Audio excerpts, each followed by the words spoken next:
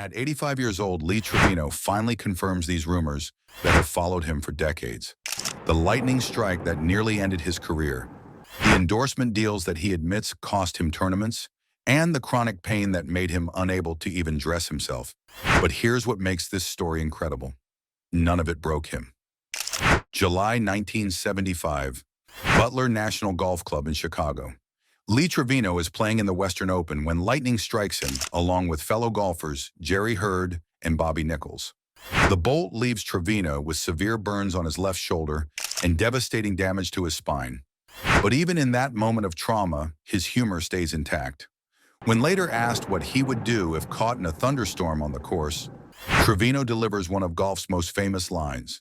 "I'd take out my one iron and point it to the sky because even God can't hit a one iron."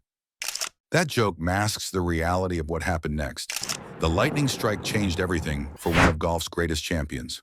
Born into poverty on a Texas cotton farm, Trevino didn't even pick up a golf club until he was 22. Within 7 years, he had won the U.S. Open. His distinctive swing and engaging personality made him a fan favorite.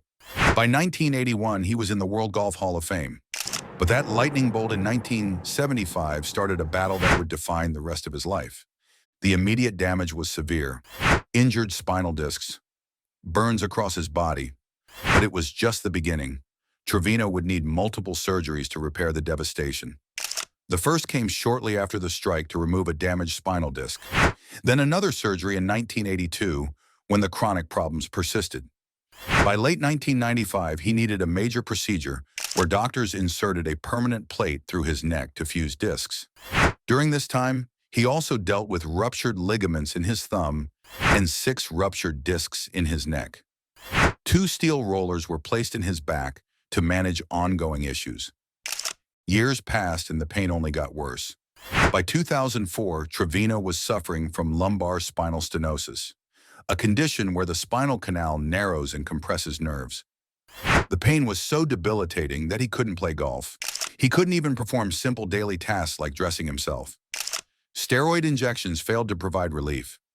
Desperate for help, Trevino traveled all the way to Germany in 2005 for an experimental procedure called the X-Stop IPD system. This was before the treatment was even approved in the United States. The surgery worked almost immediately. Within 30 days, he was back on the golf course. But the lightning strike wasn't the only factor in his back problems. Trevino had been hitting hundreds of practice balls every day for years. Modern golf analysis shows that the repetitive torque and rotational forces of the golf swing can cause disc injuries and nerve pain. The lightning strike likely accelerated damage that was already developing from the physical demands of professional golf. It created a perfect storm of acute trauma combined with chronic wear and tear. Through all this pain, Trevino kept playing. His swing was reduced and his practice time was limited, but he maintained his distinctive style. Known for his push fade with low, penetrating shots and exceptional ball control, Trevino was a master of his craft. Later on the senior tour, he adapted his swing to incorporate a draw, though he admitted he was never as good with that technique compared to his natural fade. His philosophy was simple. You own your swing, so make small adjustments rather than wholesale changes, even when dealing with physical limitations. The results speak for themselves. After the lightning strike and despite chronic pain, Trevino won 9 more PGA Tour events. His second PGA championship came in 1984, marking his 6th major victory. On the senior tour between 1990 and 1995, he secured 26 victories. This wasn't just about talent. This was about extraordinary mental toughness and an unwavering dedication to the sport. But Trevino's struggles weren't limited to his physical health. The economics of professional golf in his era created a different kind of challenge. Prize money was much lower than today's lucrative purses. In 1971, despite winning 7 tournaments, Trevino's total earnings were only $153,000. A regular tournament win typically paid just 20% of a $100,000 purse. This made endorsement deals critical for financial stability. Trevino has been brutally honest about his approach to equipment endorsements. He calls it chasing the dollar. The most telling example was his deal with the faultless golf ball, particularly during his appearances in Japan. Trevino admits he took the back seat in Japan because he chased the money by endorsing this ball. But here's the kicker. He felt the faultless ball didn't perform as well as other options available at the time. It wouldn't go as far and he couldn't work it as well. Trevino believes this compromise in equipment quality potentially cost him tournaments. This created a painful conflict for someone known as a club tinkerer. Trevino was famous for messing with his equipment to optimize performance. He invented a 6-wood that was considered a forerunner to the modern hybrid. He created the Intimidator 400 metal woods by adding material to a standard prototype. He even used a 25-year-old sand wedge covered in lead tape. Early in his career, he sometimes had 7 different makes of clubs in his bag, using whatever he found most effective. But once the endorsement contracts came, his hands were tied. By 1971, he was signing deals with brands like Top Flight and Spalding that required him to use specific equipment like their drivers. The financial pressure often meant choosing money over optimal performance. For someone who understood his equipment as intimately as Trevino did, this must have been torture. The contrast with today's game is striking. Modern golfers can afford to be gear-free agents because prize money alone provides substantial income. They can prioritize performance over endorsement dollars. Trevino's generation didn't have that luxury. The economic realities forced difficult choices that could impact competitive results. But here's where Trevino's story comes full circle. Now, at 85, he pays retail for his clubs and selects gear purely based on performance.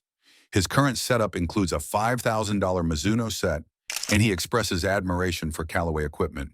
As he's aged and lost some swing speed, he's transitioned to softer flex shafts throughout his bag. His current bag features custom wedges and high-end putters. This represents a fundamental shift in priorities enabled by the financial independence he gained from his successful career. Trevino suggests that in today's environment, he would operate as a gear-free agent, just like contemporary golfers who can prioritize performance above all else. His journey from financially driven endorsements to performance-first purchases shows how the game has evolved. It also reveals something profound about Trevino himself. Even after achieving financial security, his drive for optimal performance never diminished. The progression of his medical treatments tells another story about evolution.